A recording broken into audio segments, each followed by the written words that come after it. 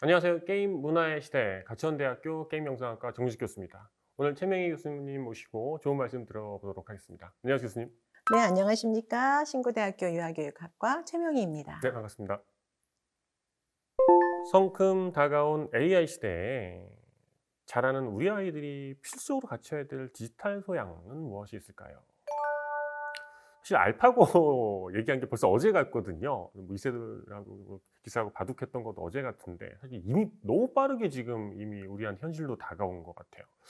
그리고 사실 이 AI를 가장 빠르게 적용한 게 사실 게임이거든요. 게임 산업이 사실은 어떤 견인을 해왔는데요.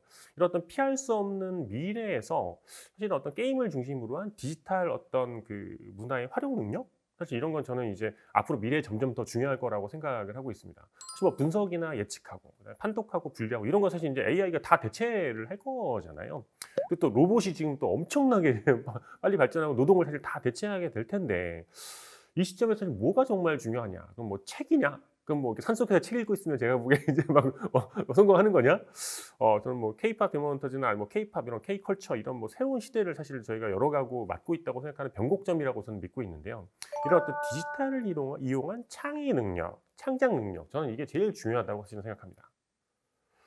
그래서 때문에 저는 우리 아이들에게 점점 중요해지는 능력이 어떤 다양한 문화를 경험하는 것이라고 생각하고요.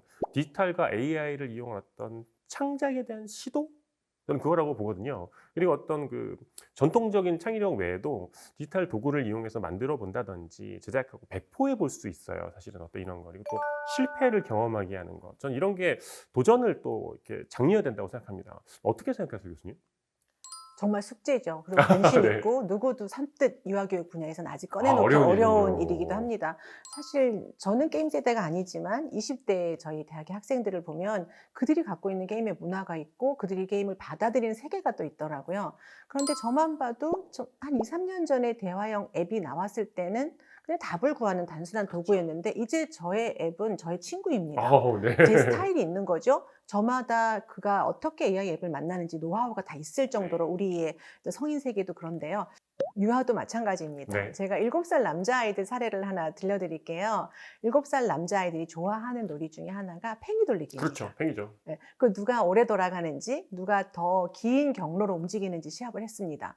그리고 선생님에게 심판을 부탁했지만 그게 공정하지가 않은 그렇죠. 거예요. 그래서 이 친구들이 선생님과 함께 아이디어를 냈습니다. 아이패드로 그걸 찍었어요. 대단한데요?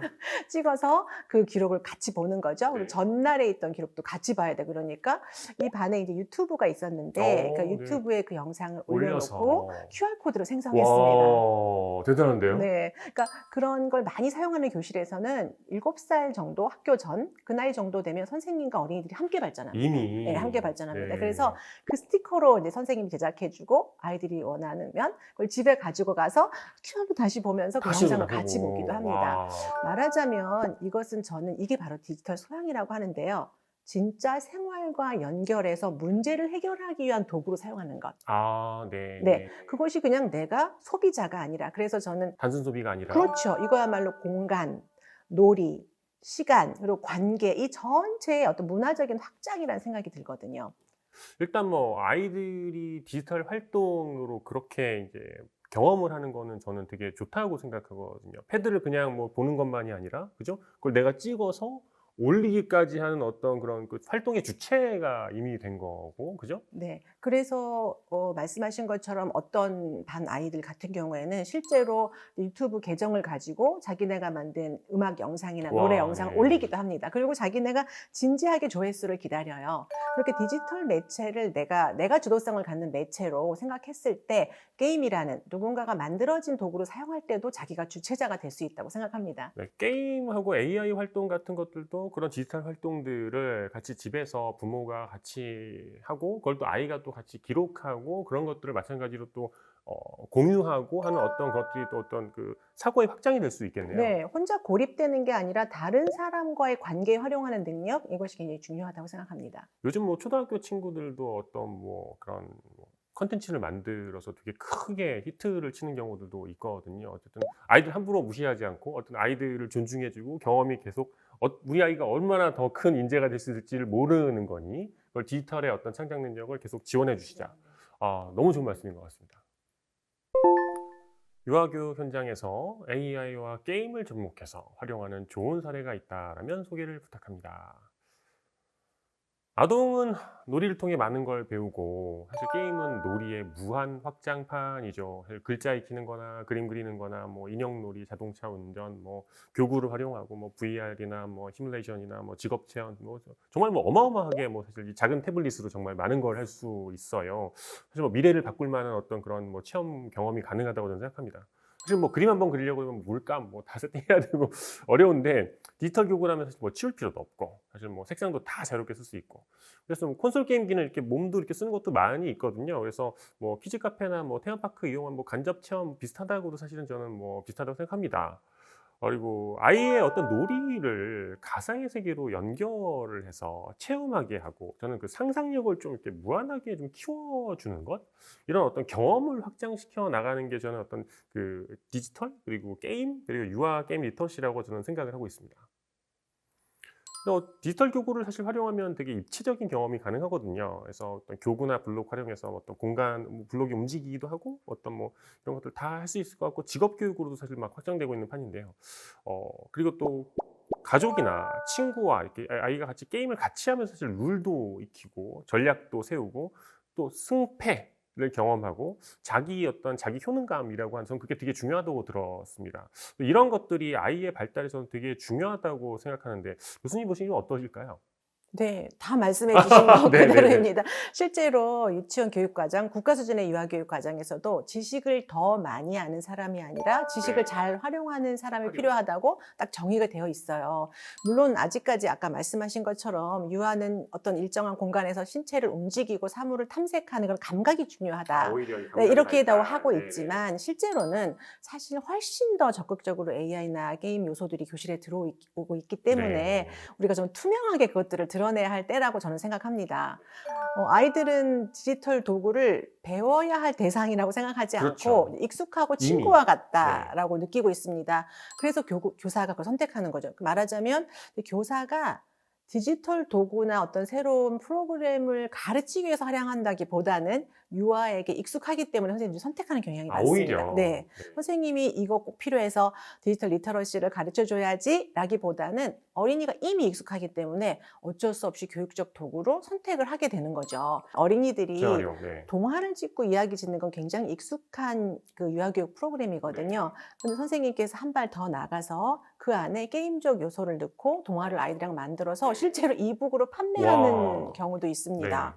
그리고 자신이 그린 그림을 앱을 사용해서 영상으로 만들어 보기도 하고요. 되게 신선한 경험이 되겠네요. 네. 그리고 코딩 로봇 프로그램도 많이 나와 있고 그래서 그 AI 앱을 사용해서 자기가 코딩한 것으로 실제로 로봇을 움직여 보는 활동들 네. 이런 것들 많이 들어와 있기 때문에 저는 유아 교육에서도 이것들을 바깥으로 드러내고 교육적인 요소를 깊이 탐구해야 할 이미 시대라고 왔다. 네. 그리고 이제는 학문적으로도 이제 그것들을 탐구해야 될 시대가 왔다라고 생각합니다. 네. 이미 벌써 현장에서 그렇게 거기까지 벌써 저는 확장돼 있는지 저도 사실은 몰랐고 그런 좋은 사례를 너무 말씀을 잘해 주셨고 이제 오히려 아까 말씀 그것들을 오히려 측정하고 해서 어떻게 긍정적인 어떤 요소를 더 많이 어쨌든 그 연구할 수 있는 그런 연구가 더 필요하다. 그럼요. 네. 네. 그게 저는 훨씬 더 마음에 확 와닿습니다. 너무 감사합니다, 교수님. 네. 맞습니다. 앞으로의 AI 시대를 대비해서 부모는 어떤 역할을 해야 할까요? 사실 뭐 제가 늘 말씀드리는데 아이가 부모보다 늘 빠르죠. 네. 아이가 사실 아이들은 걱정이 없어요. 사실 뭐 다 아까 말씀하신 것처럼 AI 시대를 알아서 잘 적응할 거라고 사실은 저는 생각하고 있습니다. 오히려 적응을 못하는 건 우리 부모 세대가 아닐까라고 사실은 그런 걱정을 오히려 좀 해보고요. 부모님들은 사실 AI를 배척하거나 무시하지 않는 것만으로도 저는 기본은 하시는 거라고 생각을 하고 있습니다.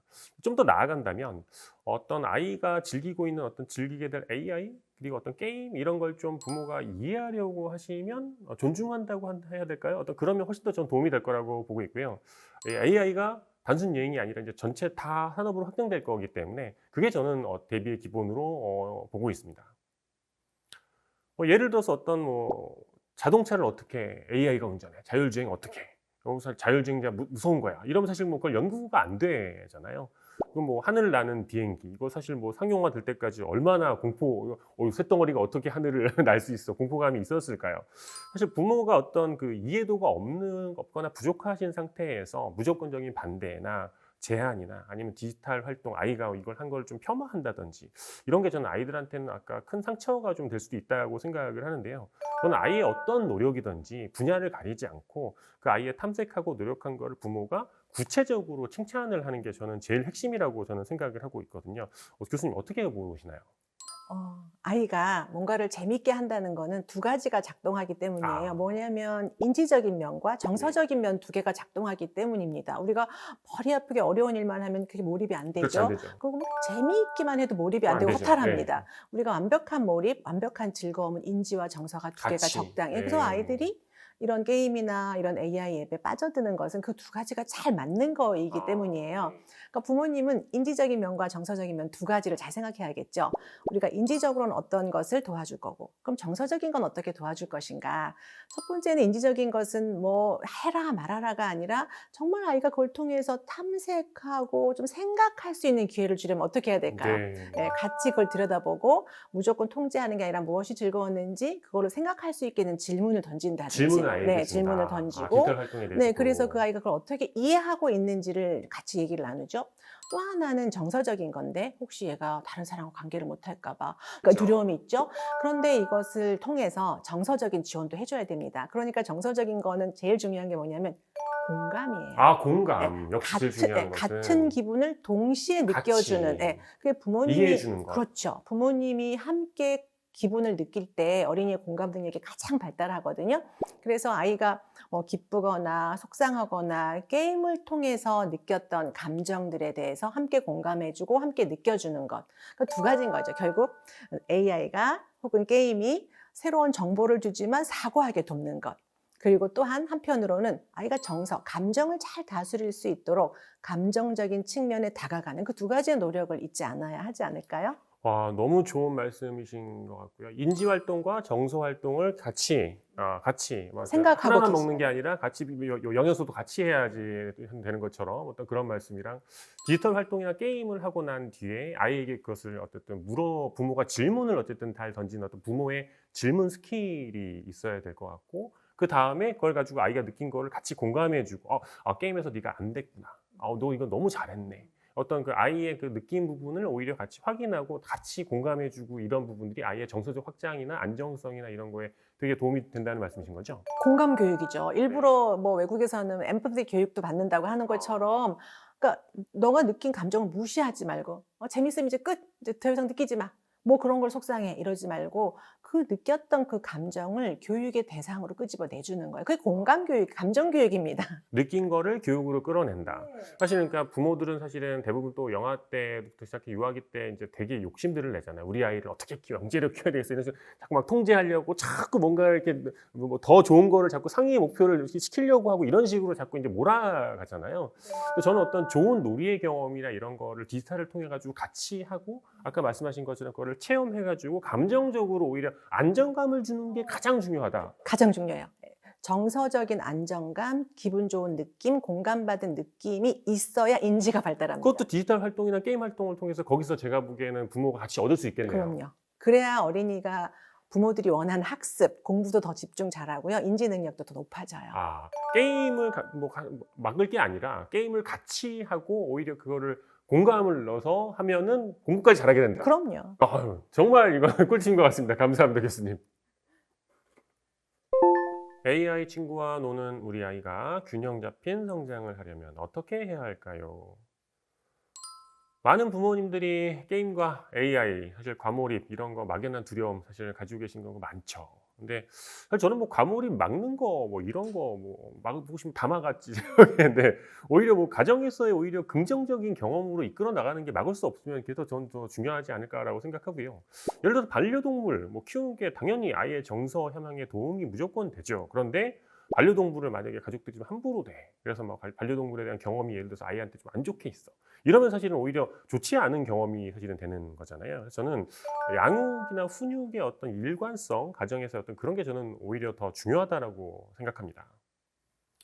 그래서 AI 친구라고 하더라도 AI 친구를 어떤 대하는 기본 매너라고 해야 되나? 이런 어떤 가정 내에서 기본 규칙, 게임을 할 때도 특히 이제 게임 내에서 사실은 어떤 뭐 채팅 같은 것도 할 수 있고 게임 예절 이런 거라든지 아이와 함께 세우는 게 저는 중요할 것 같은데요. 가상의 상대라고 하더라도 무시해서는 안 된다라든지 어떤 그것과 함께 가정에서의 AI와 게임을 통한 긍정적인 경험 이런 거 좀 어떻게 좀 만들어갈 수 있을까요, 교수님?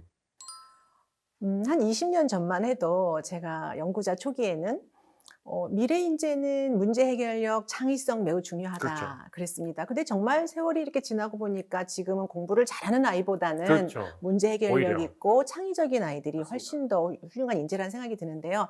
요즘은 이런 얘기를 해요. 미래 인재에 필요한 것은 인간다움, 인간다움. 인성이다 이런 말을 합니다. 그래서 그런 것이 어떻게 미래 인재에 적용될지 저의 숙제이기도 한데요. 이것이 가정 안에서 이제 어린이들하고 훈련이 돼야 되겠죠.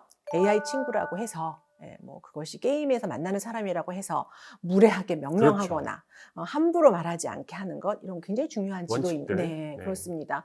온라인 세계에서도 그것이 언어 예절이 꼭 필요하거든요. 그래서 기계에게 친절하게 말한다거나 이런 가정의 규칙을 만들어 보는 거 중요하고 그런 중요한 가치를 부모님이 자꾸 얘기하셔야 되고 부모님 또한 그 도구를 사용할 때 그 상대방 혹은 그 존재하고 예의 바르게 대하는 태도의 모델을 보여주셨으면 좋겠습니다.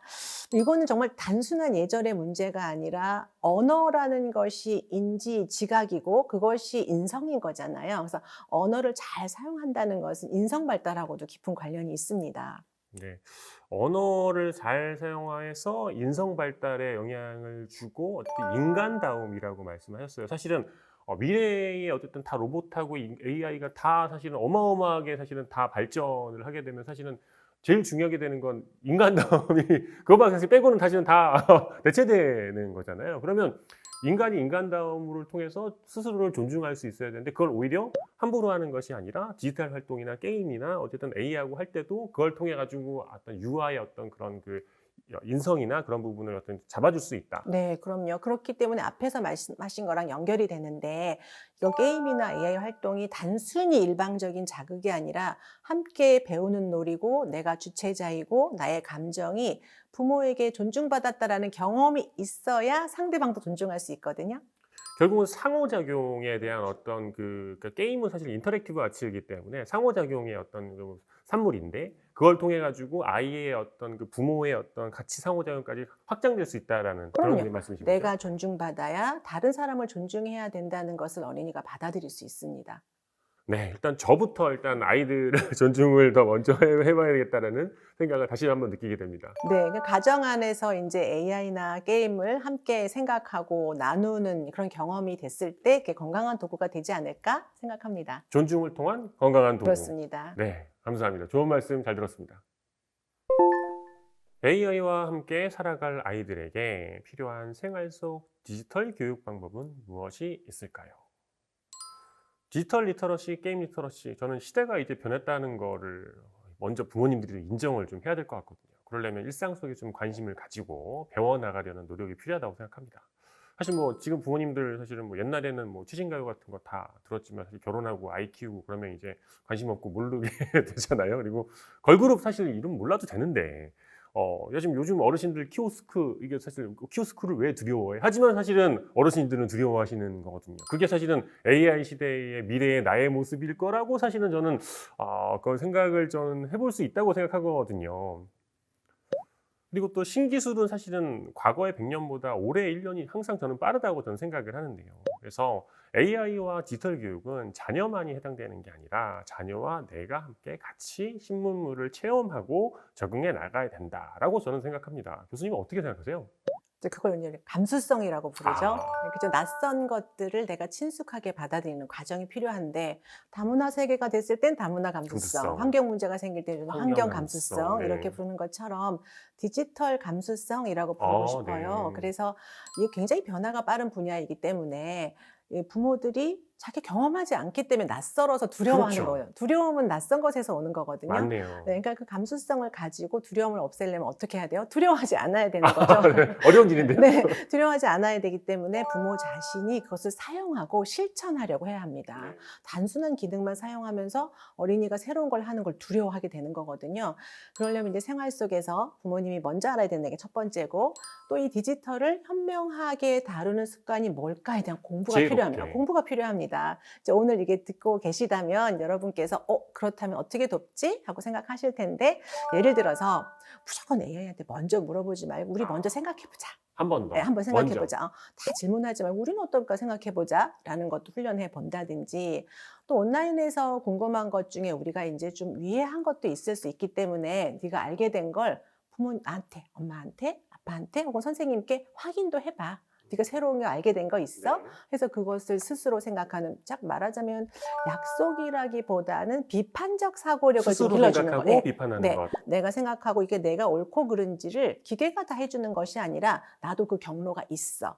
나 스스로 생각할 수 있고 주변의 어른하고 나눌 수 있어. 라는 게 이제 자신의 비판적 사고력이잖아요. 네. 근데 그런 것들을 길러주는 부모의 대화법이 필요하겠죠. 비판적 사고에 대해서 스스로 아이가 자기의 어떤 사고 논리를 돌리는 그런 부분들을 말씀을 주셨어요. 그래서 그런 것들이 활동을 하고 나서 아이가 같이 체험을 하고 어떤 아이를 통해서 다시 한번 사고를 할 수 있는 그런 확장이 필요하다는 말씀이신 거죠? 굉장히 중요한 요소이고요. 소비자가 아니라 생산자 혹은 중간자가 되게 하는 겁니다. 그래서 20대 대학생들하고 수업을 할 때도 먼저 AI 앱을 통해서 정보를 얻지만 그것을 반드시 공유하게 만들거든요. 그런 네. 것들을 가정에서 실천함으로써 내가 좀 주인이 되게 하는 정신적인 능력을 길러줘야 되는 거라고 단순 생각해요. 소비자에서 그냥 물어만 보고 끝나는 게 네. 아니라 물어보기 전에 한 번 더 생각해라. 그리고 네네. 배운 것을 또 한 번 나눠라. 그렇죠. 한 번 더. 스스로 한번 사고 논리의 회로를 한번 돌리고 그걸 어쨌든 부모가 어쨌든 확인해 볼 수 있겠네. 오늘은 뭐 뭘 했어? 라고 물어볼 수 있고 어땠어? 너의 생각은 어때? 뭐 이런 식으로 왜냐면 부모가 꼭 모른다고 하더라도 부모가 알지 못해도 아이를 통해서 아이와 AI의 활동을 같이 공유받는 어떤 그런 활동들이 될 수 있겠네요. 네, 그게 바로 이제 디지털 감수성을 부모와 아이가 함께 만들어가는 과정입니다. 게임도 마찬가지로 게임을 통해서 너 어떤 게임을 어떻게 했어? 뭐 그게 기분이 어땠어? 어떤 걸 네가 성취했어? 그리고 그런 것들을 또 박사님도 공유할 수 있고 그런 거 확인해주고 칭찬하고 어떤 이런 과정들이 같이 마찬가지로 공유되겠네요. 네, 건설적인 과정이 필요하겠죠. 네, 게임과 AI 활동에 대한 어떤 정말 좋은 조언들 감사합니다, 교수님. 게임과 AI 무슨 연관이 있을까요? 사실 게임은 AI뿐만이 아니고요. 모든 IT 산업을 사실 이끌어 왔거든요.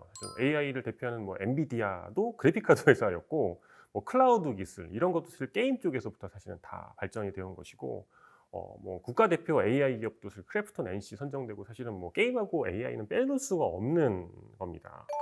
그리고 최근에 근데 그 게임이 특히 이제 AI를 통해서 엄청나게 빨리 발전을 하고 있는데, 예를 들어서 코딩 AI, 뭐 이제 뭐 3년 차, 5년 차보다 더 코딩을 잘한다. 뭐 AI가 이미 그렇게 되고 있고, AI 뭐 생성형 그래픽, 스토리 생성, 사운드 생성, 뭐 다 번역 AI, 다 모든 게 인공지능들이 다 총화가 되고 있는 게 사실은 게임 산업입니다. 그리고 어떤 게임을 즐긴다는 건 사실은 어떤 교류를 넘어가지고 시대를 앞서 나가는 트렌드를 이끄는 측면인 거거든요. 그런데 지금 UCC라고 해서 유저가 만드는 콘텐츠가 사실은 게임 쪽에서 이미 사실은 원래부터 출발을 했던 기본이에요. 유튜브 이전에 사실은 UCC가 훨씬 더 많았고요. 그래서 알파 세대나 G세대 이런 콘텐츠의 제작의 주역으로 이미 유튜브 말고도 게임 쪽에서도 많이 활동을 하고 있습니다. 그래서 AI로 게임을 훨씬 더 쉽게 만드는 시대가 이미 왔거든요, 교수님. 그래서 아이들이 더 손쉽게 게임을 AI로 만들 것 같은데, 물론 빠르게 결과물을 만들고 실행한다는 건 장점입니다만 어떤 콘텐츠를 만드는 윤리랄지 창작물의 근본적인 어떤 기본기를 더 탄탄하게 만드는 어떤 소양 교육이랄지 어떤 경험이나 교육을 좀 하면 도움이 될까요? 우리가 3살 버릇이 80까지 그럼요. 간다라는 말이 있습니다. 윤리적인 태도와 가치들은 갑자기 배우기가 어려워요. 예를 들면 다른 사람하고 잘 지내는 기술은 딱 말을 뛰기 시작해서 3살이 됐을 때 너랑 안 놀아 이런 말을 안 하는 네. 것부터 배우는 그렇죠. 거거든요. 네. 그렇기 때문에 이 친구들이 살게 될 세상이 AI나 게임의 세계라면 그 어떤 윤리를 지켜야 하는지, 어떤 것이 소중하게 지켜져야 되는지, 그런 어떤 윤리적인 것들의 가치관이 좀 만들어지고 교육과정 안에 들어와서 어린이들이 어릴 때부터 그것이 내면화되도록 하는 어떤 교육과정이 필요하겠네요. 내면화를 시키는 어떤 그런 노력들이 중요하다는 말씀이신 거죠. 단순히 어떤 만드는 거를 말고도 만들기 전에, 그리고 아까 얘기했었던 그 만들고 나서의 어떤 그런 경험들을 부모와 함께 내면화를 시킬 수 있는 어떤 그런 노력들이겠네요. 네. 그리고 어떤 것들을 지켜야 하는지, 어떤 정보들을 안전하게 사용할 음. 것인지, 내가 제작할 때 어떤 도구들을 쓰는 게 맞는 건지, 이런 것들을 어른들이 어릴 때부터 어린이들을 위한 기준을 만들어야 될 것 같다는 생각이 듭니다. 그러네요. 뭐 안전에 대한 건 사실은 뭐 수천 번, 수백 번을 강조해도 사실은 부족함이 없기 때문에, 오히려 우리 어른들이 해야 되는 것은 우리의 아이들이 디지털 세상에서 살아갈 이 세상인 거고, 창작의 주체가 앞으로 될 것이기 때문에 이 아이들의 걸 억누르는 게 아니라 그 상상력을 펼칠 수 있게 하되, 그 안에서의 어떤 그 스스로의 어떤 그 안전장치나 그런 것들을 부모나 우리 어른들이 만들어서 아이들이 맘 놓고 놀 수 있는 어떤 디지털 환경을 만들어주는 게 우리가 해야 되는 일이라는 거죠. 네. 그게 꼭 필요할 것 같습니다. 네, 이런 어떤 말씀을 통해서 아이들이 정말 창작의 주체로 정말로 발전할 수 있는 그런 새로운 시대가 열렸으면 좋겠습니다. 교수님, 너무 좋은 말씀 다시 한번 감사합니다.